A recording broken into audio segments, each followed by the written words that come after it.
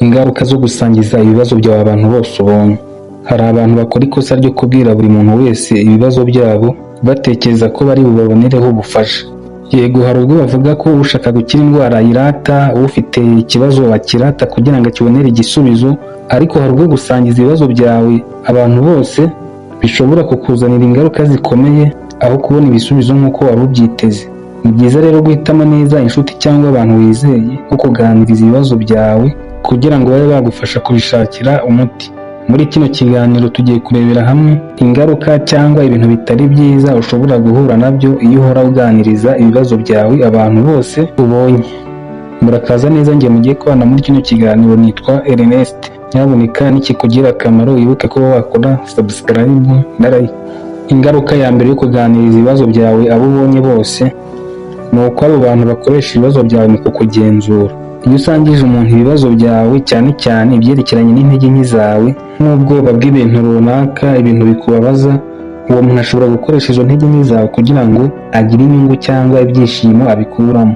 Aha niho uyu muntu ufite ayo makuru yerekeranye n'intege nke zawe ashobora kubyifashisha kugira ngo ugire ibyo uba wamuha cyangwa ibyo umukorera akwifuzaho. Rero hano ugomba kumva ko udakwiriye guhishurira buri wese ibibazo byerekeranye n'intege nke zawe, kuko abenshi bazikoresha mu nyungu zabo, bikanaringa hakaba ari abazikoresha bagamije kukurindimura.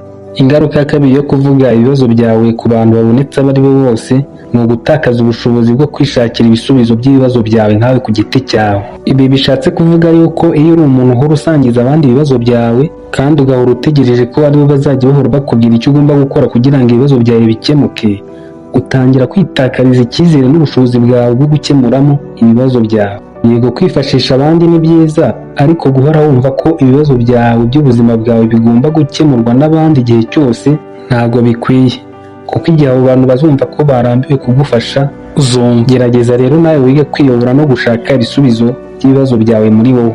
Ingaruka ya gatatu yo kubwira ibibazo byawe abantu bose ubonye ni ugutakaza ibanga ry'ubuzima bwawe. Buriya guhora usangiza abantu ubonye bose ibibazo byawe bituma ubuzima bwawe bwose ubamo bujya ahagaragara, bityo buri wese akamenya uko ubayeho. Ugasanga uri wa muntu ikibazo cyose uhuye nacyo ukumva ko ugomba kukiganiriza buri wese. Niba waba uraye ukumva ko ugomba kujya kubibwira uwo ari we wese, na wa wundi utagira n'icyo agufasha ngo ubone ibyo kurya. Iyo washwanye n'umufasha wawe ukumva ko ugomba kubivuga kuri buri muntu wese kugira ngo amenye ibibera mu rugo rwawe. Ibyo ntabwo ari byiza, kuko muri abo ubwira harimo abagenda bakwirakwiza ku bandi bashyiraho n'ibyabo, bavuga ibyo wababwiye n'ibyo utababwiye, bavuga ibihuha mu rwego kugira ngo nyine bagusebye bagutarange. Urumva rero ko ugomba kwirinda kubwira ubonetse wese ibibazo byawe, kuko nk'uko tubibonye abenshi barabyumva ntihagire icyo babikoraho, ahubwo bashobora no kukongerera akababaro binyuze nko muri cya gihe ushobora kubabwira ibibazo byawe aho kugira ngo bakumve, ahubwo bakakubwira nk'amagambo yo kugusonga cyangwa se kongera ubukana bw'ibibazo ufite. Aha rero ugomba kumenya aho ubwira ibibazo byawe, ubona babyitayeho byaba ngombwa ukanabyihorera ukabyimenyera. Ingaruka ya kane yo kubwira abantu bose ibibazo byawe ubonye bishobora kukongerera stress n'agahinda. Bishatse gusobanura yuko gusangiza ibibazo byawe abantu benshi bishobora gutuma umuhangayiko no kudatuza ufite aho kugira ngo bigabanuke ahubwo birushaho kwiyongera. Impamvu ni uko muri abo ubwira ibibazo byawe buri wese ashobora kuguha inama mu buryo bwe abyumvamo butandukanye n'ubwa buri wese ubwira, bityo ukaba wabura inama y'ukuri ishingira ufata icyemezo cyatuma ubonera umuti w'ibibazo byawe. Kugira ngo wumve neza kino kintu, reka twifashishe runo rugero. Umuntu ashobora kwirukanwa nko mu kazi yakoze amakosa akumva ko ari ikibazo kimukomereye, kandi nibyo koko kwirukanwa ku kazi nta kindi kintu ufite kigutunga kiba ari ikibazo gikomeye. Noneho uyu muntu akumva ko buri muntu wese mu bo baziranye agomba kumubwira icyo kibazo yahuye nacyo kugira ngo bamugire inama y'icyo yakora.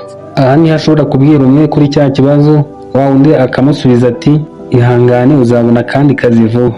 Yagisha inama undi akamusubiza ati none se byagenda ute ko n'ibintu bikomeye utazabona n'akandi kazi vuba.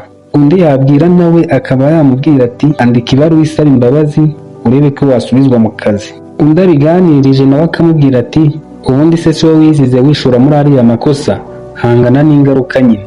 Uyu muntu rero urumva ko bitewe n'uko yakira inama cyangwa ibitekerezo by'abantu benshi bitandukanye bizatuma abura icyo yakora n'icyo yareka, namwongerera stress, kuko urumva ko haba harimo n'abamubwira amagambo y'urucantege namwongerera agahinda. Aha rero inama ni uko Niba wumva ko ugomba kuvuga ibibazo byawe, shaka nk'umuntu umwe cyangwa babiri wizeye abe ari bo ubwira ibibazo byawe kugira ngo bakugire inama nziza y'icyo wakora. Ingaruka ya gatanu yo gusangiza ibibazo byawe abantu bose ubonye ni uko guhora usangiza ibyo bibazo byawe ku bantu benshi bishobora kukubuza kugera ku mahirwe runaka. Iki kintu nimba utari ukizi, uyu niwo mwanya mwiza wo kugira ngo ukimenye niba ushaka ko amahirwe runaka azajya kugeraho nk'abandi bose. Kubera yuko hari nk'abantu babuzwa kwinjira nko mu kazi kari gutangwa cyangwa bakabuzwa n'andi mahirwe bitewe n'uko bagenda babwira ibibazo byabo ababonetse bose, kandi wenda ako kazi banagashobora. Hano wenda dufashe urugero, ushobora kuba ufite ikibazo cy'uburwayi runaka ariko ukajya wirirwa ubwira umuhisi n'umugenzi ko ufite ubwo burwayi. Ibi bituma niba ari nk'abantu muri ako gace bari kuguha nk'akazi cyangwa ikiraka runaka, bazumva ko nyine urwaye ako kazi cyangwa icyo kiraka ntibabe bakiguha, kandi wowe wumva ko ubwo burwayi butakubuza gukora ako kazi. Usanga nyine uhora wibuza amahirwe yatuma ubona amafaranga yo kugutunga kandi bikanakubabaza. Niyo mpamvu rero atari byiza kugenda ubwira buri wese ibibazo byawe bitandukanye by'ubuzima bwawe, cyane cyane nk'ibishobora kuzitira amahirwe yakugirira akamaro. Ingaruka ya gatandatu ari nayo nasorezaho, mu gihe ugenda ubwira ababonetse bose ibibazo byawe, ugomba kumenya ko bishobora kuzitira iterambere ryawe. Ate gute? Iyo uri umuntu uhora ubwira ibibazo byawe abantu benshi batandukanye, ariko kazi ugira rituma imbaraga n'igihe bari gukoresha wita ku byakugirira akamaro bigendera aho ngaho, kandi abo ubwira hafi ya bose ni abakumva gusa batanagufasha no gushaka ibisubizo by'ibibazo byawe. Aha ni naho ushobora guhora wifashisha abantu runaka kugira ngo ibibazo ufite bikemuke, bakajya babanza kukwaka ikiguzi cy'amafaranga mu rwego kugira ngo nyine bagufashe muri bya bibazo. Ikiba kibabaje ni uko umara kubaha ya mafaranga noneho na bya bibazo wifuzaga ko bikemuka ntibabe babikemura, ayo mafaranga akagendera ubusa kandi wakayakoresheje mu bintu byawe byagufasha gutera imbere, na bya bibazo wenda wari ufite bikazagenda bikemuka gake gake mu buryo bumwe cyangwa ubundi. Aha rero ugomba kumva kandi ukazirikana ko guhora ubwira ibibazo byawe buri wese no kumva ko ugomba guhora hashize bitwara igihe cyawe n'ibindi wagakoresheje mu kuguteza imbere. Ntabwo abo ubwira ibibazo byawe bose ariko babyitayeho, kuko bamwe bizaringa no kutabyitaho, ahubwo bazabyifashisha bakubyazamo inyungu, bibe byanabafasha no kubaka iterambere ryabo aribo. Uzarebe nk'abapfumu abenshi baba barakijijwe n'ibibazo by'abantu babazanira ngo babashakire umuti w'ibyo bibazo, kandi ibibazo bya benshi ntibinakemuke. Ibyo bya wa mugani bavuga ngo iby'abapfu biribwa n'abapfumu. Hagarika rero gukoresha igihe cyawe n'amafaranga yawe ngo urashakira umuti w'ibibazo byawe aho utari. Ikiganiro cy'uyu munsi ni hano tugishoreje. Mwibutse ko bakurikiye kino kiganiro, niba cyagufashije wibuke gukora subscribe, ukore like, share ndetse na comment. Tubonane mu bindi biganiro.